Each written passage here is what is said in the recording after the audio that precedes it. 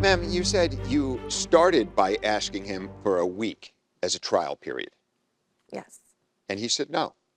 Then you gave him $700 for the month. You left after 3 days. Why do you think you get that money back? Okay, so after that conversation about groceries, he was a little bit upset that I sent him a message instead of coming to him directly. So after that, he got back. He pretty much didn't want to hear me complain. So he's like, I'll just give you your $700. Just leave. And Okay, let me stop you there. Tell us about that conversation. That never happened. I'm just. Yeah, I don't see any text message that reflect that conversation you're talking about. no, it was a conversation that we had. So he had told me to leave at that point, and I was talking to my girlfriend, letting her know about the situation, and he overheard.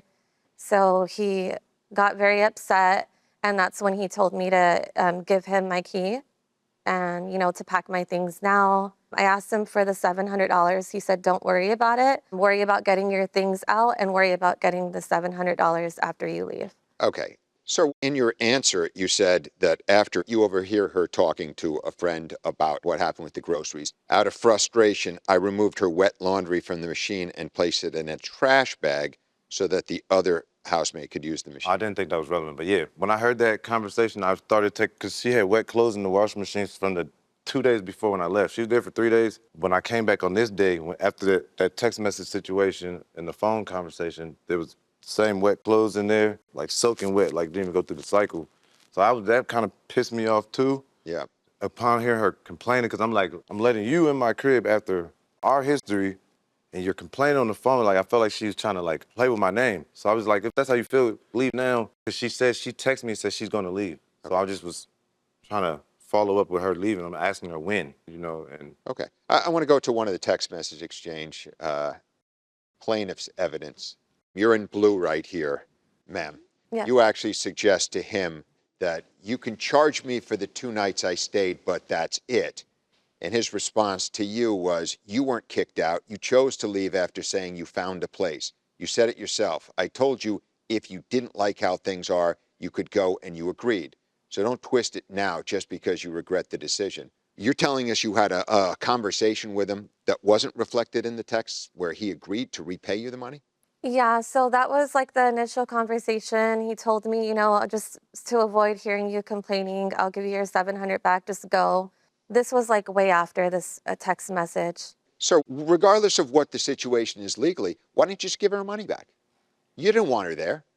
I gave her $200 before she moved in. So it's fair that she didn't get her money back. That's not on me. Like, she paid. She didn't want to stay. Why did you give her $200 before she moved in? Because I'm sensitive. What are you? That's the balance. Yeah.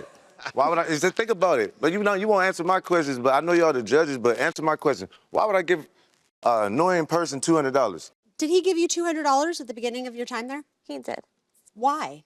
I guess just to make me comfortable so I can get a couple of like baby gates there so the baby doesn't fall down the stairs. Do you know her baby?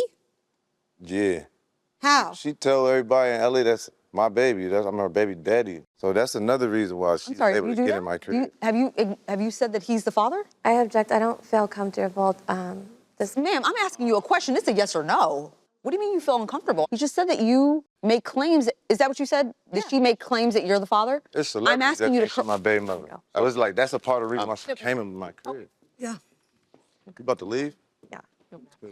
How was that uncomfortable?